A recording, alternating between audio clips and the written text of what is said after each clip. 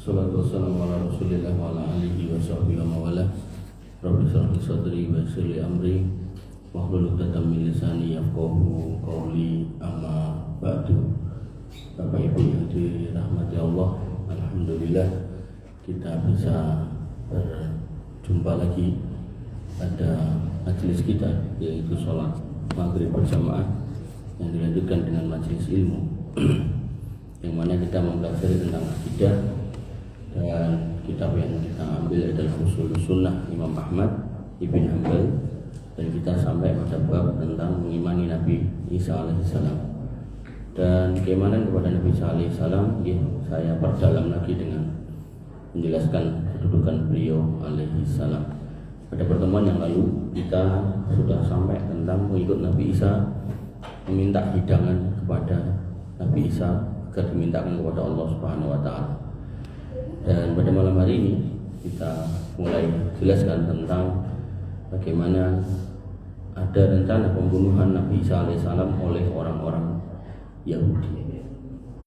Untuk orang Yahudi sudah kita jelaskan, tapi yang menyambut seruannya enggak banyak, hanya sebagian.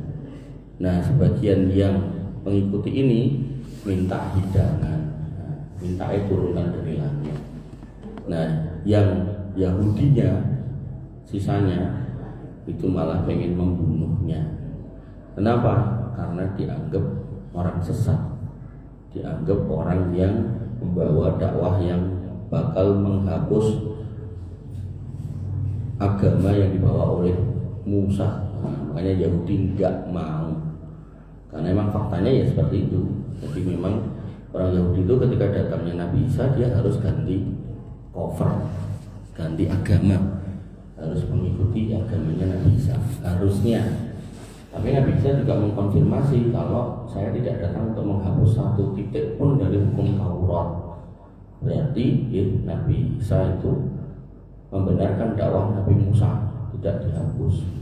Berbeda dengan Nabi Muhammad yang memang menghapus dakwah sebelumnya, kecuali tentang masalah keimanan. Kalau kita manusia disuruh beriman kepada Allah Subhanahu wa taala saja. Nah, maka Bapak Ibu yang dirahmati Allah Subhanahu wa taala, rencana jahat Yahudi itu diabadikan dalam Al-Qur'an, yaitu Quran surat An-Nisa ayat 157, wa qaulihim inna qatalna al-masiha ibna Maryam Rasulullah. Dan kami hukum juga karena ucapan mereka, karena mereka sudah mengatakan sesungguhnya kami telah membunuh Al-Masih putra Maryam, Rasulnya Allah. Nah, orang Yahudi dalam kalimat ini ternyata juga menyebut Isa bin Maryam itu sebagai Rasulullah, tapi bukan sebagai penghormatan. Dalam tafsir Muyassar ini dikatakan bahwa mereka menyebut Isa putra Maryam itu Rasulullah adalah sebagai ejekan, karena mereka sendiri nggak percaya sama kerasulan Nabi Isa. Apa aja nih Rasul kayak sehingga aku Rasul kayak kira-kira ngoten.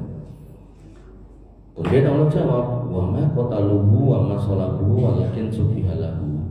Mereka itu tidak pernah membunuhnya, tidak pernah menyalibnya, dan kami Allah telah menyerupakan seseorang dengan Isa. Jadi ini menjadi dalil kalau Isa yang asli itu selamat. Nah, tapi dalam proses kisah crucifixion, penyaliban itu memang ada orang yang disalib serupa dengan Isa. Nah, itu yang mereka yakini Isa yang benar. Kalau kita orang Islam, Isa yang benar itu tidak pernah disalib. Jadi memang ada yang disalib dan rupanya, mukanya, wajahnya serupa atau mirip dengan Isa. Tambah lagi subhialah, berarti orang lain yang diserupakan. Nanti dalam sebuah hadis ada khilaf ulama tentang siapa orang itu.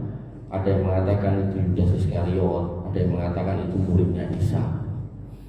Nah, nanti dalam sebuah hadis itu disebutkan murid-murid Isa itu ngumpul 12 orang. Lalu kemudian ditanya siapa yang mau gantiin aku. Yang paling muda ngomong saya. Kata Nabi Isa, suara kose sing liyane sih. Nabi Isa berharap yang sepuh-sepuh aja gitu. Terus ditanya lagi siapa yang mau. Ngacung lagi ini anak muda, saya.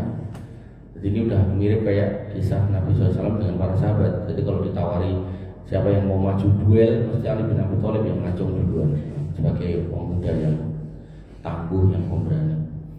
Tapi Nabi usai Jokowi lihat aja. Nah, tapi ya akhirnya tetap Ali bin Abi Thalib yang maju. Nah, dalam kasus Nabi Isa juga sama, si murid yang paling muda ini yang kemudian tetap menggantikan, dipilih oleh Allah Subhanahu wa taala untuk menggantikan Isa Al-Masih. Isa Al-Masih diangkat, naik. Nah, kemudian orang itu, murid itu berubah wajahnya menjadi Isa Al-Masih. Begitu dikepung, ditangkap, dia yang ketangkep, dia yang disalib. Nah, ini diyakini oleh orang Yahudi, loh itu Isa beneran. Makanya mukjizatnya Isa Al-Masih itu enggak berhenti sejak dia di perut, sejak dia lahir. Di perut itu maksudnya apa? Tidak punya bapak gitu. Sejak dia lahir bisa langsung ngomong, kemudian ketika hidup bisa menghidupkan orang mati dan seterusnya. Bahkan ketika orang lain menganggap sudah membunuhnya, Allah mengangkatnya. Bapak Ibu yang dirahmati Allah Subhanahu wa taala, wa innal ladzina ikhtalafu fihi la fi syakkin min. Sesungguhnya orang-orang yang berselisih tentang pembunuhan Isa selalu dalam keraguan tentang siapa yang mereka bunuh. Malahum bihi min ilmin illa tiba'adun. Mereka itu tidak punya ilmu yang pasti, melainkan hanya prasangka. Wa ma qataluhu yaqina, dan mereka tidak yakin telah membunuhnya. Makanya kemudian pada ayat yang lain Al-Imran 55 Allah tegaskan kalau itu diangkat, idz qala Allahu ya Isa inni mutawaffika wa rafi'uka ilayya wa mutahhiruka minal ladzina kafaru wa ja'ilul ladzina tabauka fawqal ladzina kafaru ila yaumil qiyamah. Ingatlah ketika Allah berfirman, wahai Isa, aku mengambilmu, mengangkatmu kepadaku dan mensucikanmu dari orang-orang kafir. Jadi orang-orang yang mengaku mengikut Isa, kafir. Sudah jelas. Dan nanti di Quran surat Al-Bayyinah dikatakan innal ladzina kafaru min ahlil kitab wal musyrikina. Sungguh orang-orang kafir dari kalangan ahli kitab dan orang musyrik, sudah jelas. Makanya nanti dalam kitab Nawaqidul Iman, iman kita bisa rusak, bisa batal ketika kita tidak meyakini kekafirannya orang kafir. Nah, tapi yang tetapinya bukan berarti kemudian kita mendolimi orang kafir sekarap-karapnya, tidak boleh. Makanya nanti Nabi mengingatkan, man qatala aw dzalima mu'ahadan, barang siapa yang membunuh atau mendolimi orang kafir mu'ahad, nanti kalau dalam konteks membunuh lam yara raihatal jannah, maka dia tidak akan mencium bau surga. Kalau dalam konteks mendolimi, maka kata Nabi, ana hajijun anhu yaumal qiyamah, aku akan menjadi pembela orang kafir itu di hari kiamat. Bukan dalam rangka untuk menyelamatkan orang kafir masuk surga, bukan, pembela untuk menegakkan keadilan itu.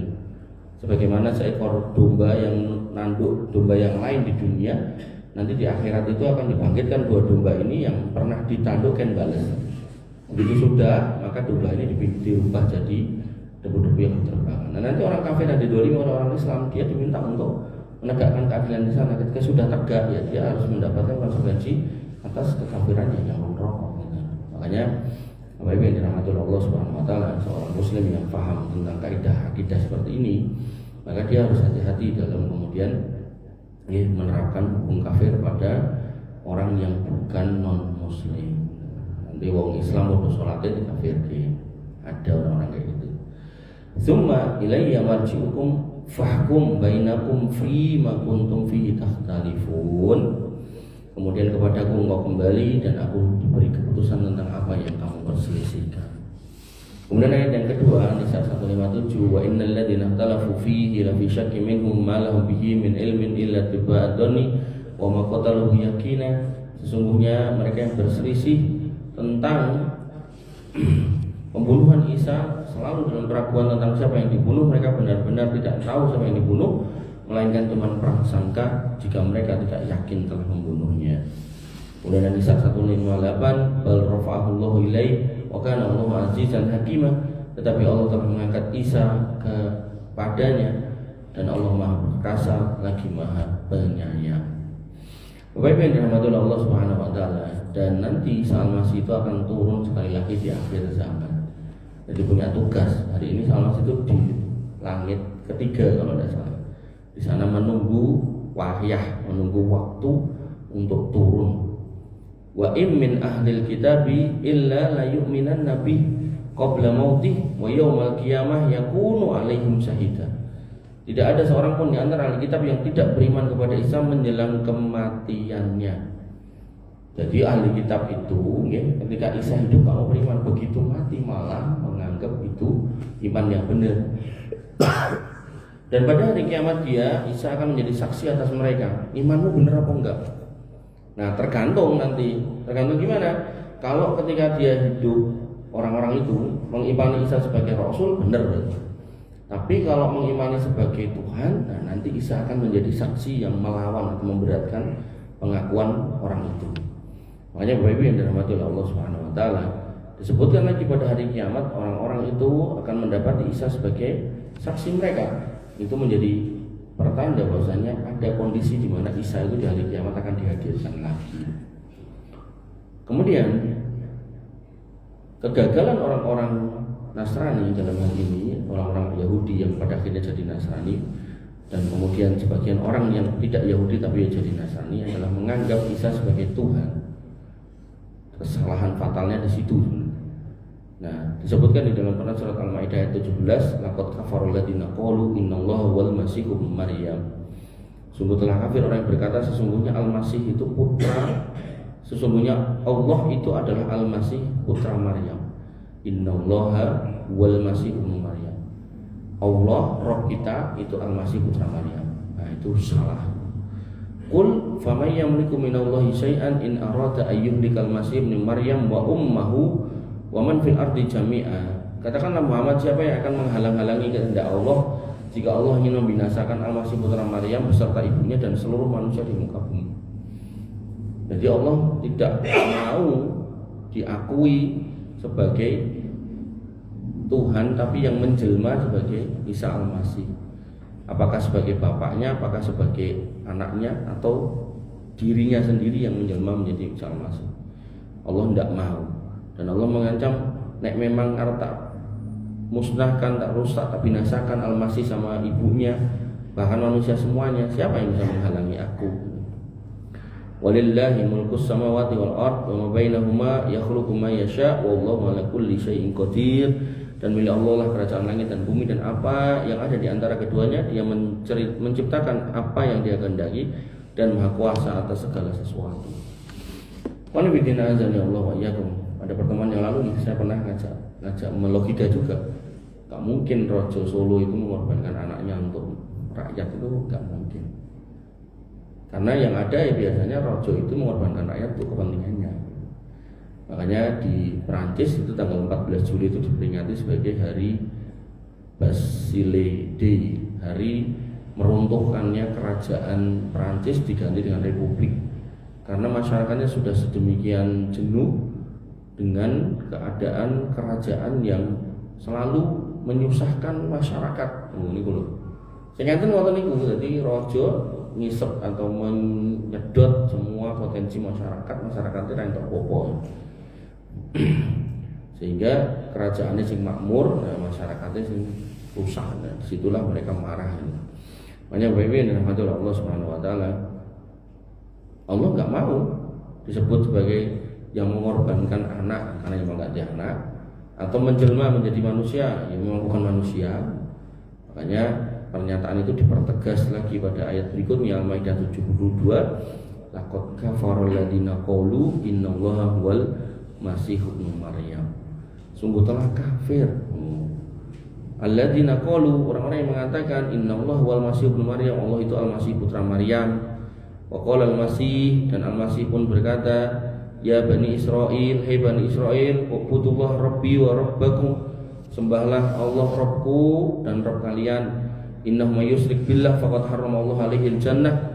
Sapa wong sing melakukan penyekutuan, persekutuan, menduakan Allah, maka Allah haramkan surga, wa ma'wahun nar, dan tempat tinggalnya nanti adalah neraka, wa ma lidzalimina min ansor, dan untuk orang-orang dolim itu gak ada penolong.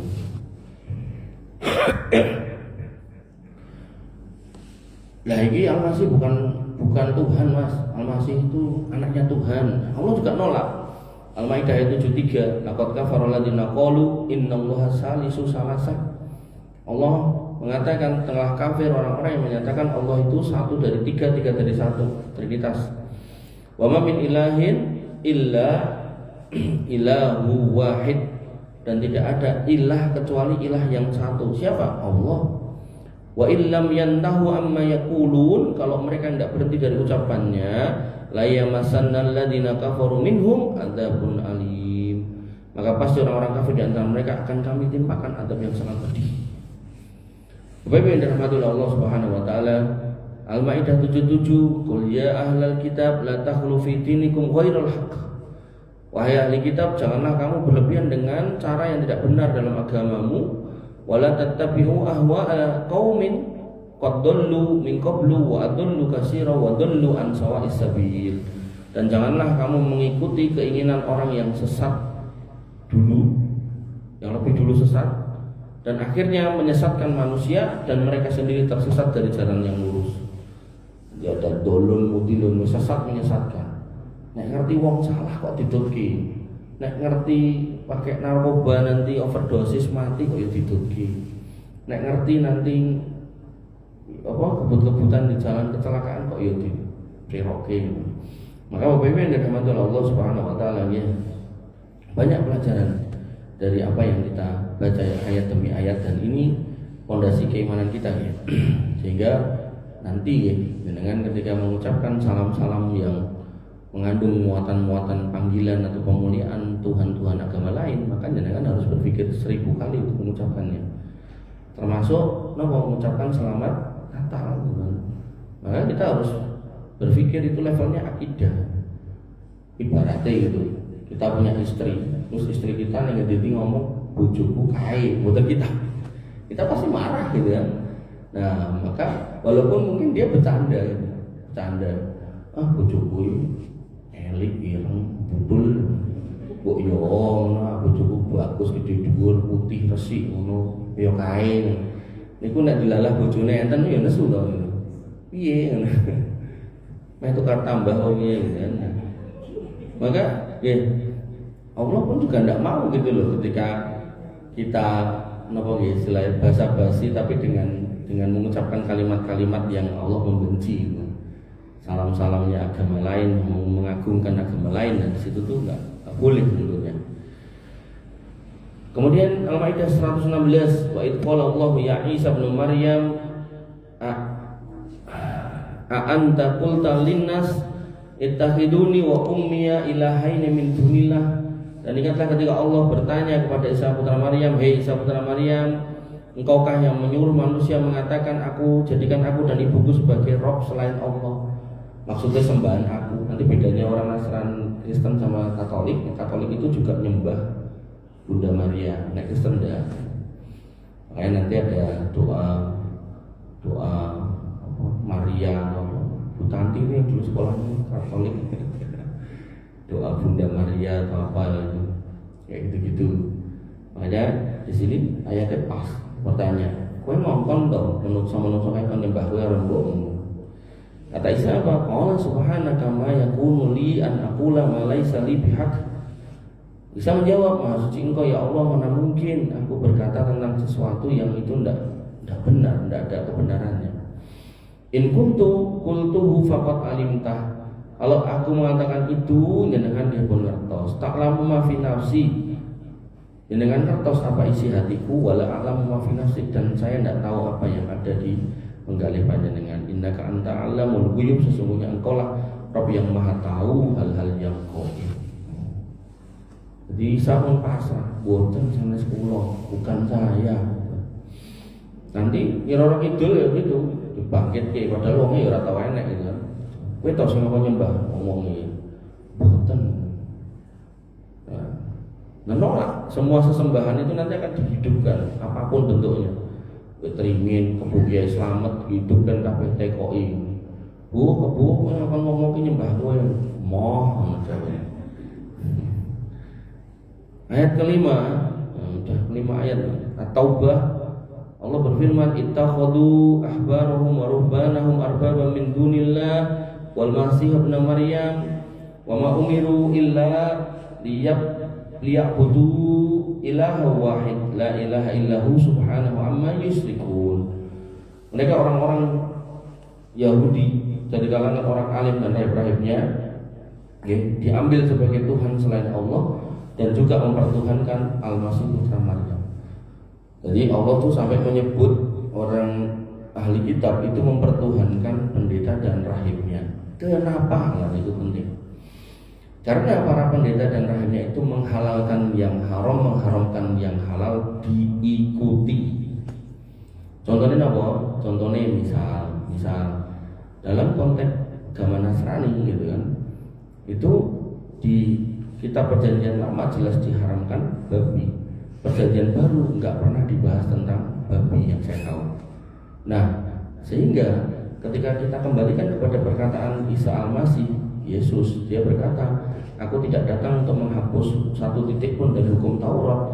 Ini menjadi dalil kalau hukum Taurat itu harusnya tetap dipakai. Tapi karena Yahudi tidak mau menerima agama Nasrani ini, mereka pun keluar. Yang menyambut adalah Yunani, yang pada waktu itu kerajaannya adalah Romawi, dan pada waktu itu sedang menyembah Tuhan-Tuhan yang banyak, dewa-dewa yang banyak, dan saling berantem. Maka begitu menemukan monoteisme, menyembah Tuhan yang satu, nah disitulah terjadi negosiasi. Negosiasinya apa? Yang pertama, nek anak dewa matahari kami itu selalu diperingati kelahirannya di tanggal 25. Sehingga kalau hari ini, perayaan ini kok hilang dari agamamu, nah, maka bahaya, kami susah untuk menerima kamu. Mereka sepakat, ya wis, iki anak Tuhan lahirnya tanggal selawe. Makanya dengan golek itu Alkitab tidak akan ketemu itu tanggal 25. Padahal itu perayaan paling vital. Nah, itu artinya kalau sesuatu yang sangat vital itu harusnya ada di dalam kitab suci, tidak ada. Makanya Kristen Advent itu tidak pernah merayakan Natal. Nah, kemudian Bapak Ibu yang dirahmati Allah Subhanahu wa taala, negosiasi berikutnya, mereka sudah punya kebiasaan senang makan babi, senang minum minuman keras, gitu kan. Nah, dikatakan, nek kami iman sama kamu, sedangkan agama yang dibawa oleh Isa Al-Masih itu adalah untuk Yahudi lah. Yahudi itu tidak makan itu gitu. Ya, apa ini? Ngentut. Nah, iki ora iso ditampa meneh ajaranmu. Piye? Nah, kata para pendakwahnya waktu itu, kuwi kan ajaran Yahudi, awake dhewe ora. Dan ini benar-benar terjadi di Indonesia. Ketika banyak pendakwah menyatakan bahasanya babi itu diharamkan di Bible, dan kalau buku besar itu namanya Bible, kalau dibagi dua ini perjanjian lama, perjanjian baru. Niku pendeta Indonesia juga ngomong sama kalimatnya persis plek dengan itu. Dia mengatakan haramnya babi itu di perjanjian lama. Perjanjian lama itu kitab untuk Yahudi, sehingga kita makanya perjanjian baru dan di situ nggak ada larangan makan babi, maka kita nggak mau kayak itu. Dan itu diaminkan oleh mayoritas orang Kristen, dan Kristen di Solo lebih dahsyat lagi, kuliner babi ini kayak banget gitu. Saat pirang-pirang puluhan warung babi di Solo, baik yang samar maupun yang ketok. Hanya Bapak Ibu yang dirahmati Allah Subhanahu wa taala, Solo jadi pusat kuliner, salah satunya kuliner babi. Babi kuah Pak Jum, jangan tiru sama bakso Pak Jum. Ada loh babi kuah Pak Jum. Paruk nembuh nih Pak. Bapak Ibu yang dirahmati Allah Subhanahu wa taala. Kemudian ayat ke-6, walamma jaa Isa bil bayyinat qala qad ji'tukum bil hikmah wa li ubayyina lakum ba'dalladzi takhtalifu fi fattaqullaha wa ati'un. Dan ketika Isa datang membawa keterangan, dia berkata, sungguh aku datang kepadamu dengan membawa hikmah, membawa ajaran, dan untuk menjelaskan kepadamu sebagian dari apa yang kamu perselisihkan, maka bertakwalah kepada Allah dan taatlah kepadaku. Ini menjadi dalil kalau Isa tidak pernah menyatakan diri sebagai Tuhan. Kemudian dia menyatakan di Quran surat Zukhruf ayat 64, Innallaha wa rabbi wa rabbukum fa'buduh. Sesungguhnya Allah dialah Tuhanku dan Tuhanmu, fa'buduh, sembahlah dia. Ada siratul mustaqim, inilah jalan yang lurus. Makanya agama samawi itu pernah ada, itu Yahudi, Nasrani dan Islam. Inti dakwahnya itu sama, yaitu apa? Bahasanya Rabbi wa rabbukum fa'buduh. Innallaha rabbi wa rabbukum fa'buduh. Rabb kita, Rabb mereka, Rabb kalian sama, yaitu Allah. maka sembahlah Allah. Hada siratul mustaqim, ini loh jalan yang lurus. Dan dalam agama Nasrani masih ada sekte Unitarian. Jadi dia yang mengakui Tuhan itu ya cuma Allah, Roh Kudus itu malaikat, kemudian Al-Masih itu adalah nabi. Sampai hari ini masih ada. Dan mereka sudah dikafirkan oleh sekte yang lebih gede lagi gitu. Yang lebih gede ya Trinitas itu. Kemudian pada ayat 65-nya faqtalaful ahzabu min bainihim wa wailul lil ladzina zalamu min adzabi yaumin alim. Tetapi orang-orang yang ada saling berselisih di antara mereka, maka celakalah orang-orang zalim karena adab pada hari yang pedih, hari kiamat.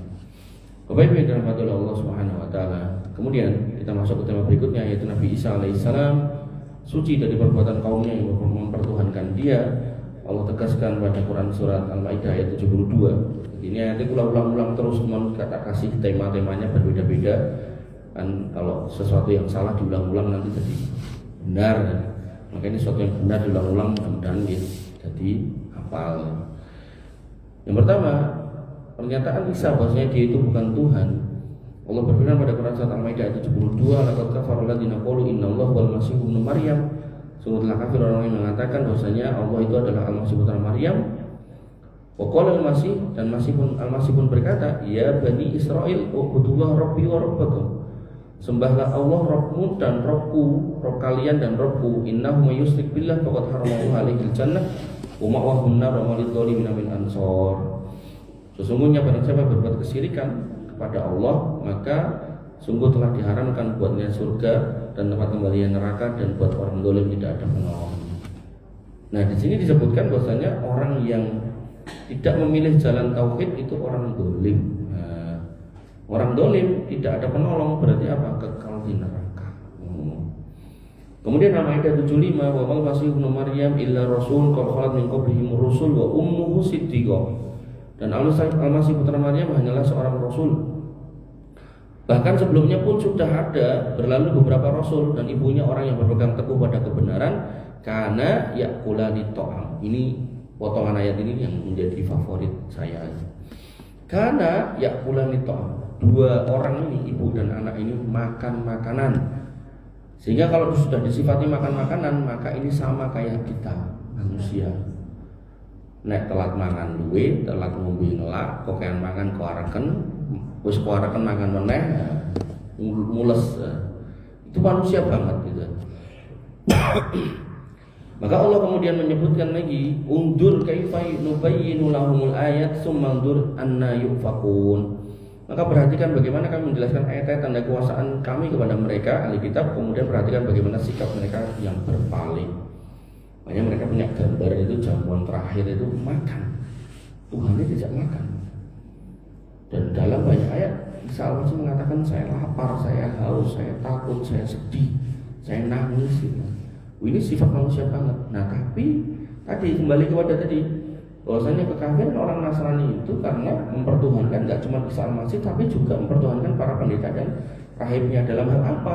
Membenarkan semua yang dinyatakan.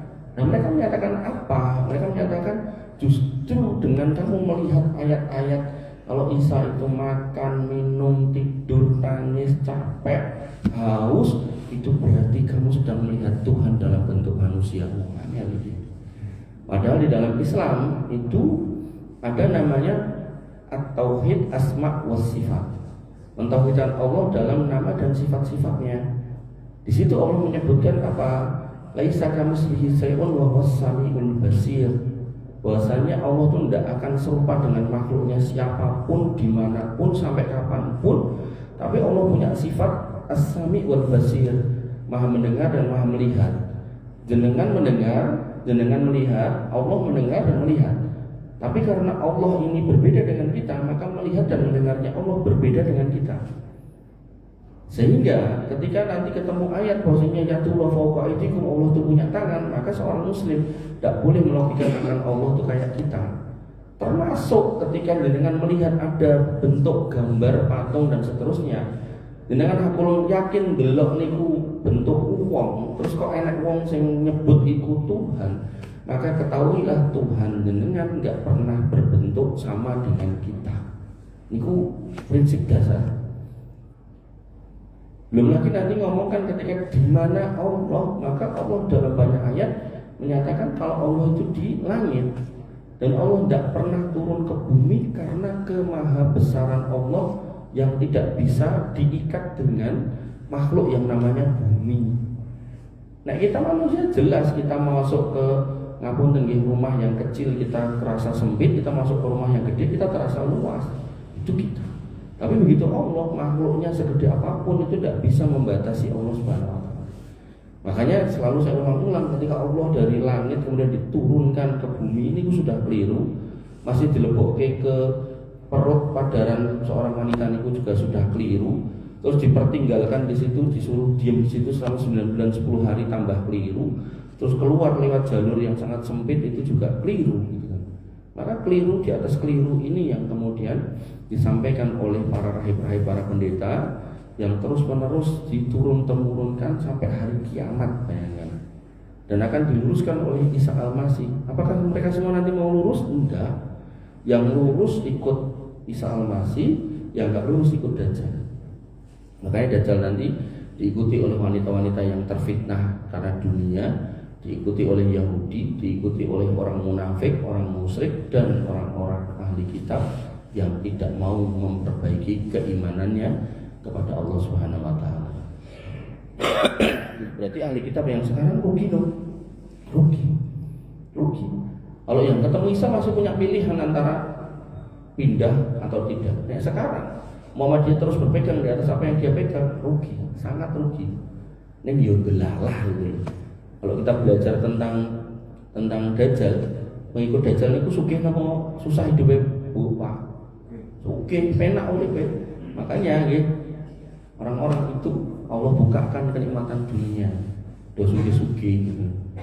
9 naga lah, nopo lah gitu kan. Awake dhewe mungkin 9 ketuket. Artinya bukan itu memang ya. Jadi jangan sampai kemudian kita punya pendapat kalau kebenaran itu diukur dengan materi. Kalau memang diukur dengan materi lah ngapain koron nyemplung bumi, ambles bumi. Kalau diukur dengan kekuasaan lah ngapain Fir'aun ditenggelamkan di lautan. Kalau diukur dengan apalagi terlalu banyak orang-orang angkuh, orang-orang sombong yang Allah bukakan dunia tapi binasa. Makanya Bapak Ibu yang dirahmati oleh Allah Subhanahu wa taala, masalah hidup kita jangan sampai menjadikan sebab kita kemudian melupakan akidah yang benar.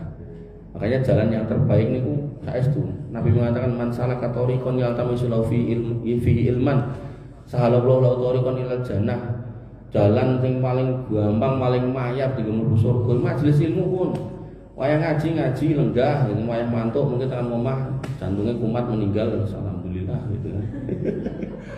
Tapi di atas akidah yang benar loh, gitu loh. Maksud saya itu gitu. Atau syukur-syukur malah meninggalnya ten mriki saking kesele karo ngantuk-ngantuk. Pak Tito ning jogo tahte kupate apa lontong Padang. Wah, rongsip dijikuk kabeh gitu. Esuk buka, awan buka, bengi buka gitu kan. Lerene nek wis salat tok ora adus. Nah, akhirnya kekeselen pengajian ngantuk turu les ratangi beblas mati masuk surga.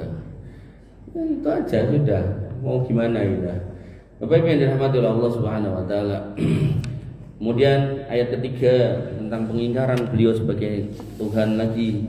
Al-Maidah 116, wa id qala Allahu ya Isa ibn Maryam a anta qulta lin-nas ittakhiduni wa ummiya ilahaini min dunillah qala subhanaka ma yakunu li an aqula ma laysa li bihaqqin in kuntu qultuhu faqad alimta ta'lamu ma fi nafsi wa la a'lamu ma fi nafsik innaka anta allamul ghuyub.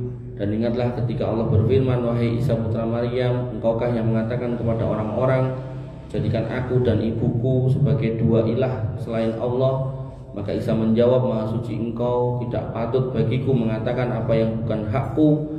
Jika aku pernah mengatakan, tentulah engkau mengetahuinya. Engkau mengetahui apa yang ada pada diriku dan aku tidak mengetahui apa yang ada pada diri engkau. Sesungguhnya engkaulah yang maha mengetahui segala yang gaib. Bapak Ibu yang dirahmati oleh Allah Subhanahu wa taala, Al-Maidah 117, ma qultu lahum illa ma amartani bih.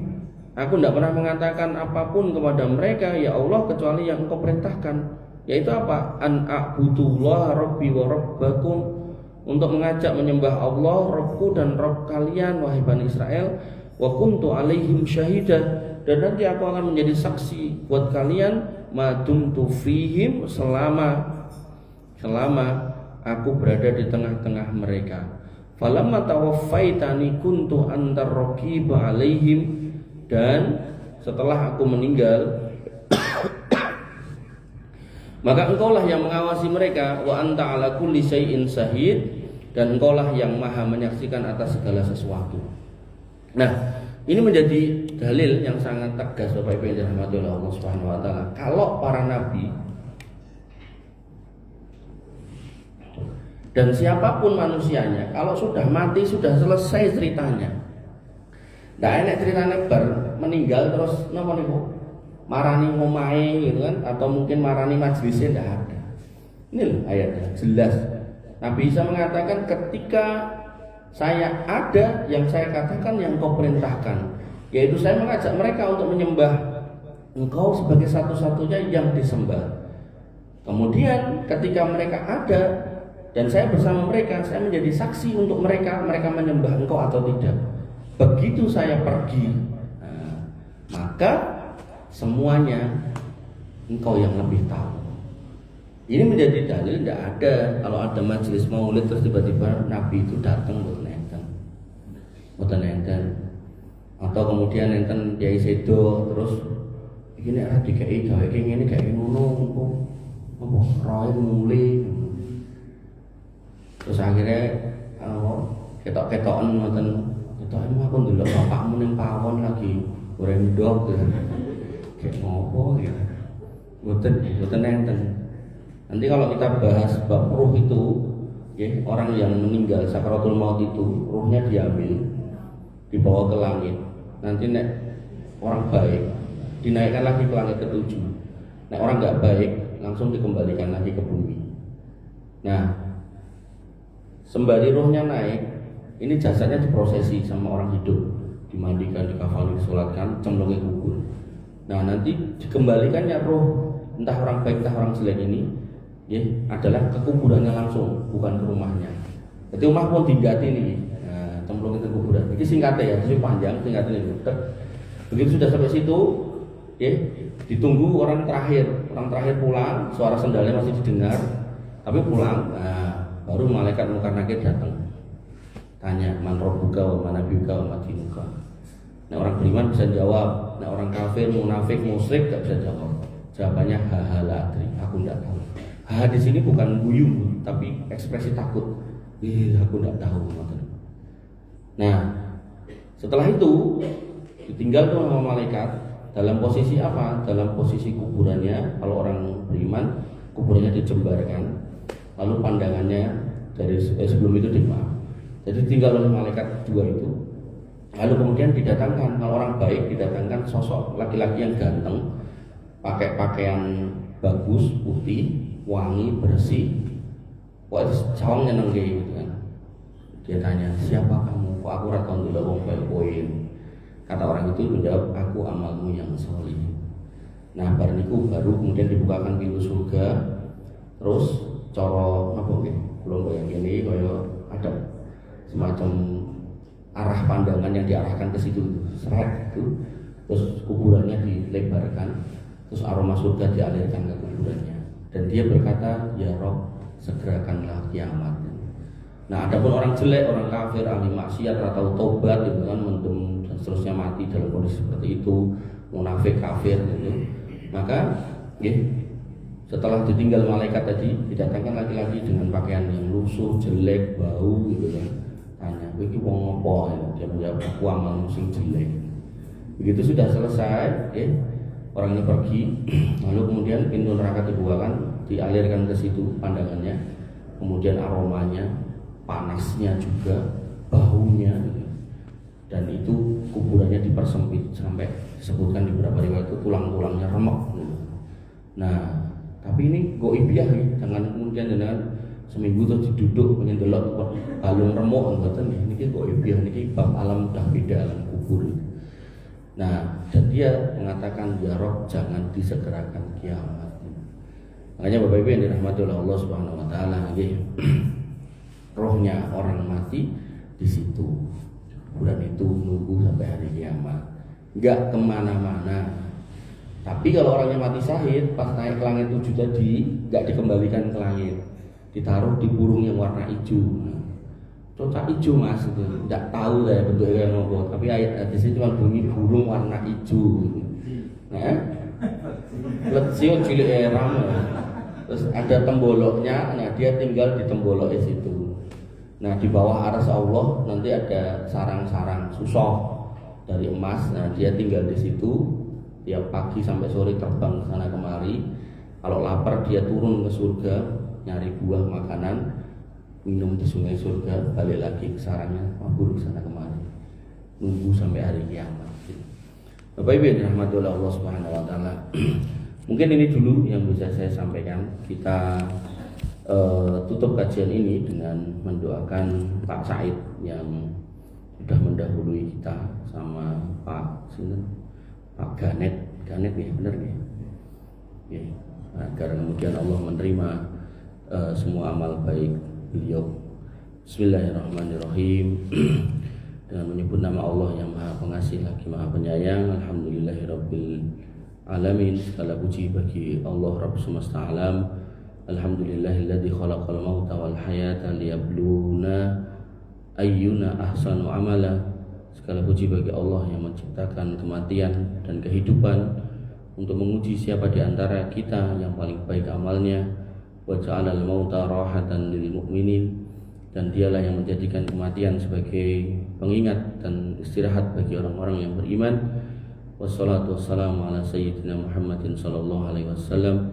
Salawat dan salam semoga senantiasa tercurah kepada junjungan kita Nabi Muhammad SAW, wa ala alihi wa ashabihi, serta kepada keluarga dan para sahabat beliau, wa man tabi'ahum bi ihsanin ila yaumiddin, dan kepada siapa saja yang mengikuti beliau sampai hari pembalasan nanti. Allahumma ighfir lahuma warhamhuma, ya Allah ampunilah keduanya dan rahmatilah keduanya, wa tajawaz an sayyi'atihima, dan maafkanlah kesalahan mereka berdua, wa taqabbal hasanatihima, dan terimalah amal kebaikan keduanya, wa akrim nuzulahuma, dan muliakanlah tempat tinggal mereka berdua, wa wasi' mudkhalahuma, dan lapangkanlah tempat masuk mereka kuburannya, waghsil lahuma bil ma'i wassalji wal barad, dan mandikanlah keduanya dengan air, salju dan embun, wa naqqihima minadz-dzunubi wal khotoya, dan bersihkanlah keduanya dari dosa-dosa dan kesalahan, kama yunaqqas thawbul abyadu minad danas, sebagaimana kain putih dibersihkan dari kotoran. Allahumma innahuma nazalan bika wa anta khairu munzilin wa anta khairu manzuli bihi. Ya Allah, sesungguhnya keduanya telah kembali kepada Engkau dan Engkau adalah sebaik-baik tempat kembali. Wala yajiruhuma ahadun min adzabika illa anta, dan tidak ada yang dapat melindungi keduanya dari azabmu kecuali Engkau. Farham do'afahuma, maka kasihanilah semua kelemahan keduanya. Wa ajir kasrahuma, dan perbaikilah semua kekurangan mereka berdua. Wa amin raw'atahuma, dan berikanlah ketenangan dalam kegelisahan mereka berdua. Wa sabbit huma inda su'al, dan teguhkanlah mereka berdua dalam menghadapi pertanyaan dari malaikat Munkar Nakir. Waj'alil Qur'ana nuran lahuma fi qulubihima, dan jadikanlah Al-Qur'an itu sebagai cahaya di kuburan mereka berdua. Wa rafiqan lahuma fi wahajtihima, dan sebagai teman dalam kesendirian mereka. Wa syafi'an lahuma yaumal qiyamah, dan sebagai pemberi syafaat untuk mereka berdua di hari kiamat. Allahumma abdil lahuma daran khairan min darihima, ya Allah gantilah tempat tinggal mereka dengan tempat tinggal yang lebih baik di akhirat sana. Wa ahlan khairan min ahlihima, dan gantilah keluarga mereka dengan yang lebih baik daripada keluarga mereka saat ini. Wa zaujan khairan min zaujihima, dan pasangan yang lebih baik daripada pasangan yang ada sekarang ini. Wa adkhilhumal jannah, dan masukkanlah mereka berdua ke dalam surgamu. Wa a'idhuma min adzabil qabri wal fitnatih, dan lindungilah mereka berdua dari siksa dan fitnah kubur, wa min adzabin nar, dan dari azab api neraka, wa min hauli yaumil qiyamah, dan dari dahsyatnya hari kiamat. Allahumma rfa' darajatahuma fil mahdiin, ya Allah angkatlah derajat mereka berdua menuju kalangan orang-orang yang Engkau beri petunjuk. Wakhlufhuma fi akibihima fil ghabirin, dan gantilah keberkahan mereka pada keluarga dan keturunan yang ditinggalkan. Waghfir lahuma walahuma ya rabbal alamin, ampunilah, waghfir lana walahuma ya rabbal alamin, ampunilah kami dan mereka wahai Rabb semesta alam.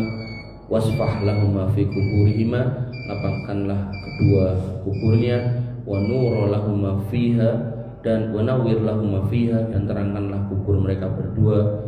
Allahumma jma'na wa iyyahuma fi jannatil firdaus, ya Allah pertemukanlah kami dengan mereka berdua di surga firdausmu, ma'an nabiyyin wasiddiqin wa syuhada wassolihin, bersama para nabi, para siddiqin, para syuhada dan orang-orang salih. Wa hasuna ulaika rafiqa, dan mereka adalah sebaik-baik teman. Allahumma tsabbitna 'alal iman, ya Allah tetapkanlah kami di atas keimanan ini. Wakhtim lana bil Islam, dan wafatkanlah kami dalam keadaan Islam.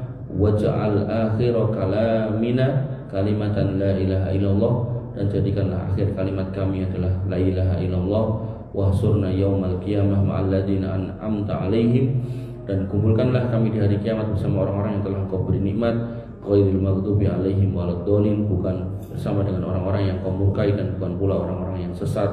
Rabbana taqabbal minna innaka antas samiul alim, ya Rabb kami terimalah doa kami ini, sesungguhnya Engkau lah yang Maha mendengar lagi Maha mengetahui. Wa tub alaina innaka antat tawwabur rahim, dan terimalah taubat kami karena Engkau lah Rabb yang Maha penerima taubat lagi Maha penyayang. Wa sallallahu ala nabiyina Muhammadin wa ala alihi wa sahbihi wasallam ajma'in. Alhamdulillahirabbil alamin. Amin ya rabbal alamin. Bapak Ibu yang dirahmati Allah Subhanahu wa taala, ini yang bisa saya sampaikan. Kurang lebih saya mohon maaf. Wa minkum subhanakallahumma bihamdika asyhadu an la ilaha illa anta astaghfiruka wa atubu ilaik.